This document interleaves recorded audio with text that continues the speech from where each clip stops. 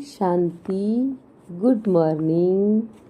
आज प्यारे बाबा के महावाक्य हैं 26 जुलाई 2025 के महावाक्य। प्यारे बाबा बोले, मीठे बच्चे, यह संगम युग विकर्म विनाश करने का युग है। इस युग में कोई भी विकर्म तुम्हें नहीं करना है, पावन जरूर बनना है। आज प्रश्न बाबा ने पूछा है, अतीन्द्रिय सुख का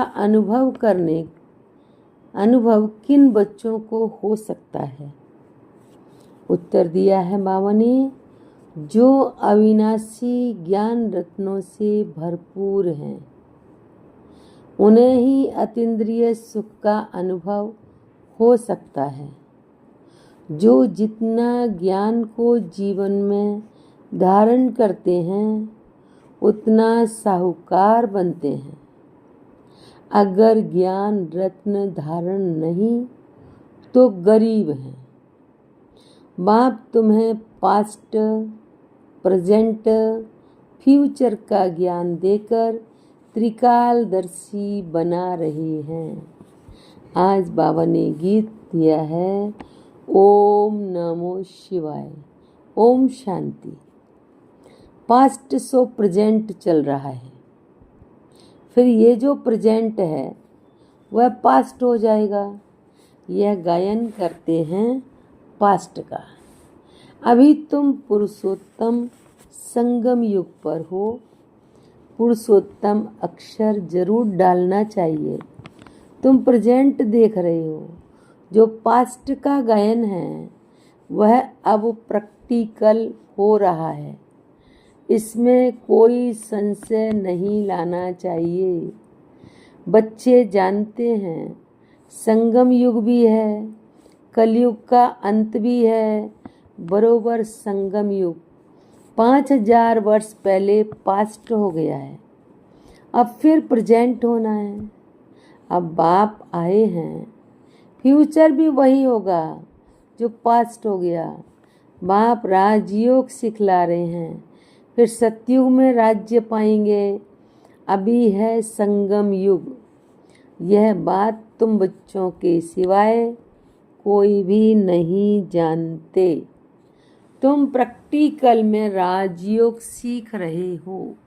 यह है अति सहज। जो भी छोटे अथवा बड़े बच्चे हैं, सबको एक मुख्य बात जरूर समझानी है कि बाप को याद करो तो विकर्म विनाश होंगे। जबकि विकर्म विनाश होने का समय है, तो ऐसा कौन होगा जो फिर विकर्म करेगा? परंतु माया विकर्म करा देती है। समझते हैं चमाट लग गई, हमसे ये कड़ी भूल हो गई। जबकि बाप को बुलाते हैं कि हे पतित पावन आओ। अब बाप आया है पावन बनाने, तो पावन बनना चाहिए ना। ईश्वर का बनकर फिर पतित नहीं बनना चाहिए। सतयुग में सब पवित्र थे, यह भारत ही पावन था। गाते भी हैं 22 वर्ल्ड और विशेष वर्ल्ड, वह संपूर्ण निर्विकारी। हम विकारी हैं क्योंकि हम विकार में जाते हैं। विकार नाम ही विशेष का है। पतित ही बुलाते हैं, आकर पावन बनाओ, क्रोधी नहीं बुलाते। बाप भी फिर ड्रामा प्लेन अनुसार आते हैं, जरा भी फर्क नहीं पड़ सकता। जो पास्ट हुआ सो प्रेजेंट हो रहा है। पास्ट, प्रेजेंट, फ्यूचर को जानना, उनको ही त्रिकालदर्शी कहा जाता है। ये याद रखना पड़े, ये बड़ी मेहनत की बातें हैं। घड़ी घड़ी भूल जाते हैं। नहीं तो तुम बच्चों को कितना अतीन्द्रिय सुख रहना चाहिए। तुम यहाँ अविनाशी ज्ञान धन से बहुत बहुत साहूकार बन रहे हो। जिसकी धारणा जितनी है वह बहुत साहूकार बन रहे हैं, परंतु नई दुनिया के लिए तुम जानते हो हम जो कुछ करते हैं सो फॉर फ्यूचर नई दुनिया के लिए। बाप आए ही हैं नई दुनिया की स्थापना करने, पुरानी दुनिया का विनाश करने। हो बहु कल्प पहले मिसल ही होगा। तुम बच्चे भी देखेंगे, नेचुरल कैलेमिटीज भी होनी है। अर्थक्वेक हुई और खत्म। भारत में कितनी अर्थक्वेक होगी। हम तो कहते हैं ये तो होना ही है, कल्प पहले भी हुआ है। तब तो कहते हैं सोनी द्वारिका नीचे चली गई। बच्चों को ये अच्छी रीति बुद्धि में बिठाना चाहिए कि हमने 5000 वर्ष पहले भी यह नॉलेज ली थी, इसमें जरा भी फर्क नहीं। बाबा 5000 वर्ष पहले भी हमने आपसे वर्षा लिया था, हमने अनेक बार आपसे वर्षा लिया है, उनकी गिनती नहीं हो सकती।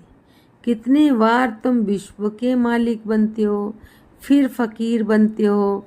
इस समय भारत पूरा फकीर है। तुम लिखते भी हो ड्रामा प्लेन अनुसार। वह ड्रामा अक्षर नहीं कहते हैं, उनका प्लेन ही अपना है। तुम कहते हो ड्रामा के प्लेन अनुसार हम फिर से स्थापना कर रहे हैं। 5000 वर्ष पहले मुआफिक कल्प पहले जो कर्तव्य किया था सो अब भी श्रीमत द्वारा करते हैं। श्रीमत द्वारा ही शक्ति लेते हैं।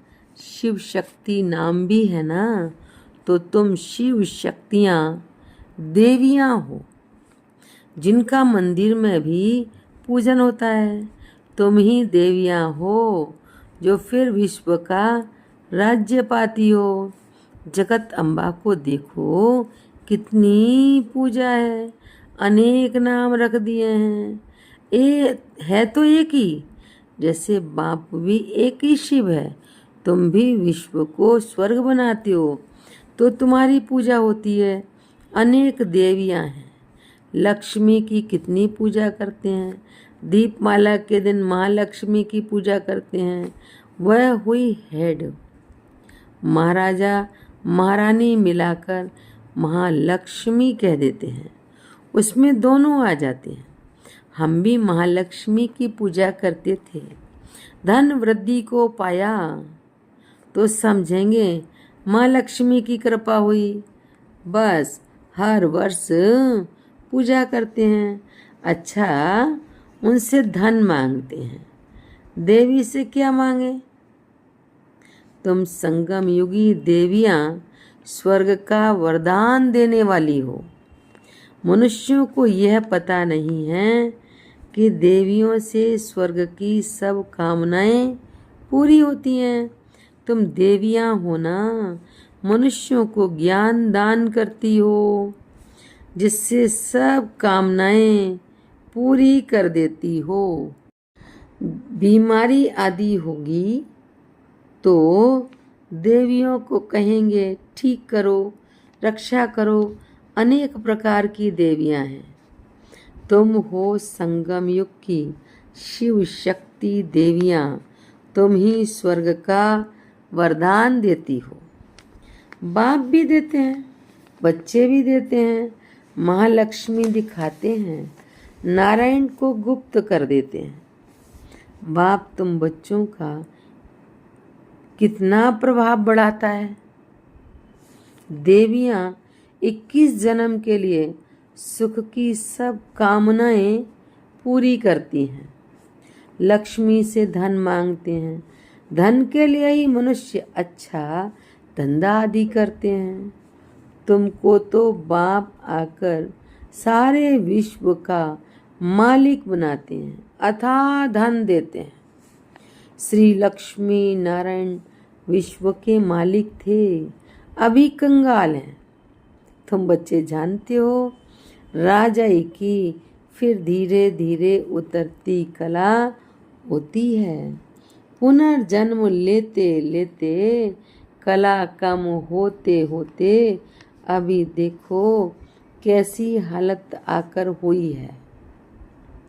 यह भी नई बात नहीं। बाबा कहे ये भी नई बात नहीं। कौन सी? ये हालत कैसी हुई पुनर्जन्म लेते लेते? धीरे धीरे उतरते उतरते कला कम हो गई। हर 5000 वर्ष बाद चक्र फिरता रहता है।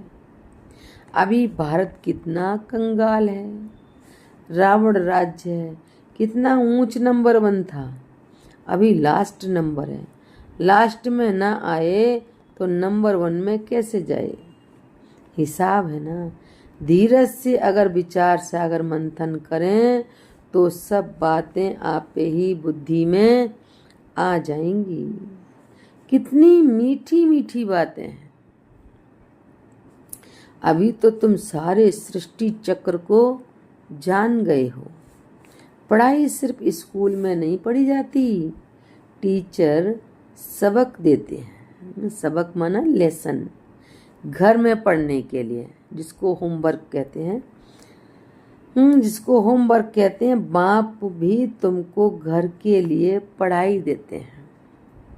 दिन में भल धंधा आदि भी करो, शरीर निर्वाह तो करना ही है।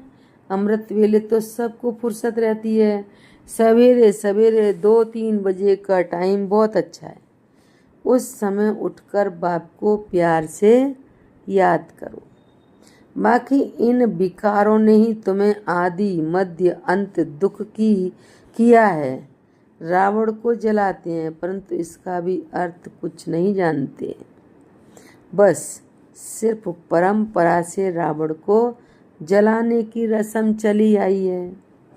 ड्रामा अनुसार यह भी नूद है। रावण को मारते आए हैं परंतु रावण मरता ही नहीं। अभी तुम बच्चे जानते हो यह रावण को जलाना बंद कब होगा? तुम अभी सच्ची सच्ची सत्यनारायण की कथा सुनते हो। तुम जानते हो कि हमको अभी बाप से वर्षा मिलता है। बाप को न जानने के कारण ही सब निधन के हैं। बाप जो भारत को स्वर्ग बनाते हैं उनको भी नहीं जानते हैं। यह भी ड्रामा में नूद है। सीढ़ी उतरते तमो प्रधान बने तब तो फिर बाप आए, परंतु अपने को तमो प्रधान समझते थोड़ी हैं। बाप कहते हैं इस समय सारा झाड़ जड़जड़ी भूत अवस्था को पाया है, एक भी सतो प्रधान नहीं। सतो प्रधान होते ही हैं शांति धाम और सुख धाम में। अभी है तमो प्रधान। बाप ही आकर तुम बच्चों को अज्ञान नींद से जगाते हैं। तुम फिर औरों को जगाते हो, जगते रहते हैं। जैसे मनुष्य मरते हैं तो उनका दीवा जलाते हैं कि रोशनी में आ जाएं। अब यह है घोर अंधियारा। आत्माएं वापस अपने घर जा न सकें। भल दिल होती है दुख से छूटें, परंतु एक भी छूट नहीं सकते। जिन बच्चों को पुरुषोत्तम संगम युग की स्मृति रहती है वह ज्ञान रत्नों का दान करने बिना रह नहीं सकते। जैसे मनुष्य पुरुषोत्तम मास में बहुत दान पुण्य करते हैं, ऐसे इस पुरुषोत्तम संगम युग में तुम्हें ज्ञान रत्नों का दान करना है। ये भी समझते हो स्वयं परम पिता परमात्मा पढ़ा रहे हैं। श्री कृष्ण की बात नहीं। श्री कृष्ण तो है सतयुग का पहला प्रिंस। फिर तो वह पुनर्जन्म लेते आते हैं। बाबा ने पास्ट, प्रेजेंट, फ्यूचर का भी राज समझाया है। तुम त्रिकालदर्शी बनते हो और कोई त्रिकालदर्शी बना नहीं सकते सिवाय बाप के। सृष्टि के आदि मध्य अंत का ज्ञान बाप को ही है। उनको ही ज्ञान का सागर कहा जाता है। ऊंच ते ऊंच भगवान ही गया है, वही रचता है। हेवनली गॉड फादर अक्षर बड़ा क्लियर है। हेवन स्थापन करने वाला शिव जयंती भी मनाते हैं, परंतु वह कब आए, क्या किया, कुछ भी नहीं जानते। जयंती के अर्थ का ही पता नहीं तो फिर मना कर क्या करेंगे। यह भी ड्रामा में सब है। ये भी बाबा कहते ड्रामा में है। इस समय ही तुम बच्चे ड्रामा के आदि मध्य अंत को जानते हो, फिर कब नहीं। फिर जब बाबा आएगा तभी जानेंगे। अभी तुमको स्मृति आई है, यह 84 का चक्र कैसे फिरता है। भक्ति मार्ग में क्या है, उनसे तो कुछ भी मिलता नहीं। कितने भक्त लोग भीड़ में धक्का खाने जाते हैं। बाबा ने तुमको उनसे छुड़ा दिया। अब तुम जानते हो, हम श्रीमत पर फिर से भारत को श्रेष्ठ बना रहे हैं। श्रीमत से ही श्रेष्ठ बनते हैं। श्रीमत संगम पर ही मिलती है। तुम यथार्थ रीति से जानते हो हम कौन थे, फिर क्या कैसे बने, और फिर पुरुषार्थ करना है। पुरुषार्थ करते करते बच्चे अगर कभी फेल हो पड़े तो बाप को समाचार दो। बाप सावधानी देंगे फिर से खड़े होने की। कभी भी फेल्यूर होकर नहीं बैठ जाना है। फेलियर, फिर से खड़े हो जाओ, दवाई कर लो। सर्जन तो बैठा है ना। बाबा समझाते हैं 5 मंजिल से गिरने और 2 मंजिल से गिरने का फर्क कितना है। काम विकार है 5 मंजिल, इसलिए बाबा ने कहा काम महाशत्रु है। उसने तुमको पतित बनाया है, अब पावन बनो। पतित पावन बाप ही आकर पावन बनाते हैं। जरूर संगम पर आएंगे। कलयुग अंत और सतयुग आदि का यह समय है संगम। बच्चे जानते हैं बाप अभी कलम लगा रहे हैं, फिर पूरा झाड़ यहाँ बढ़ेगा, ब्राह्मणों का झाड़ बढ़ेगा, फिर सूर्यवंशी चंद्रवंशी में जाकर सुख भोगेंगे। कितना सहज समझाया जाता है। अच्छा, मुरली नहीं मिलती है, बाप को याद करो। यह बुद्धि में पक्का करो कि शिव बाबा ब्रह्मा तन से हमको कहते हैं कि मुझे याद करो, तो विष्णु के घराने में चले जाएंगे। सारा मदार पुरुषार्थ पर है। कल्प कल्प जो पुरुषार्थ किया है हूबहू चलेगा। आधा कल्प देहाभिमानी बने हो, अब देही अभिमानी बनने का पूरा पुरुषार्थ करो। इसमें मेहनत है। पढ़ाई तो सहज है, मुख्य है पावन बनने की बात। बाप को भूलना यह तो बड़ी भूल है। देहाभिमान में आने से ही भूलते हो। शरीर निर्वाह अर्थ धंधा आदि भल 8 घंटा करो, बाकी 8 घंटा याद में रहने के लिए पुरुषार्थ करना है। वह तो फिर ये शरीर ठहर नहीं सकेगा, छूट जाएगा, क्योंकि आत्मा पवित्र बन गई ना। जब नंबरवार कर्मातीत अवस्था हो जाएगी तब लड़ाई शुरू होगी। तब तक रिहर्सल होती रहेगी।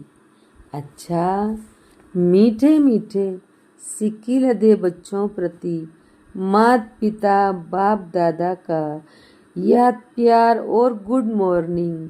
रूहानी बाप की रूहानी बच्चों को नमस्ते। हम रूहानी बच्चों की रूहानी बाप दादा को नमस्ते नमस्ते। शुक्रिया बाबा, शुक्रिया। धारणा के लिए मुख्य सार है। पहली पॉइंट, इस पुरुषोत्तम मास में अविनाशी ज्ञान रत्नों का दान करना है। अमृत वेले उठ विचार सागर मंथन करना है।